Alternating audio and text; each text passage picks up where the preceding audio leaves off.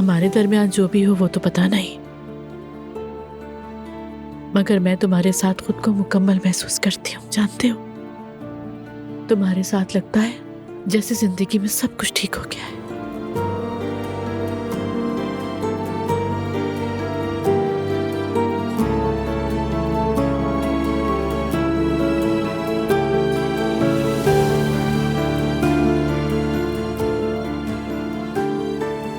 I love you so much.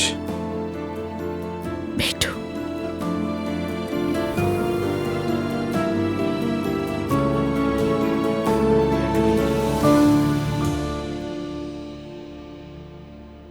तुम रुकोगी नहीं?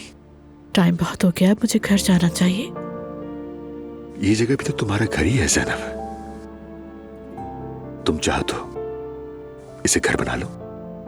उमर देखो, हमें बात करनी होगी। हम दोनों जानते हैं कि हमारे दरमियान जो कुछ भी हुआ वो कितना सच था और कितना सच है। इसलिए इससे आगे बढ़ने के लिए मुझे कुछ सोचने का वक्त चाहिए। इस बात का क्या मतलब है? हम एक दूसरे से बहुत मोहब्बत करते हैं, एक दूसरे को छोड़ भी नहीं सकते। तो ये क्या कोई बुरी बात है? बहुत। तुम मुझे ऐसे क्यों देख रही हो जैसे मैं तुम्हारी कोई गलती हो? बिल्कुल नहीं, तुम तो मेरी जिंदगी का तोहफा।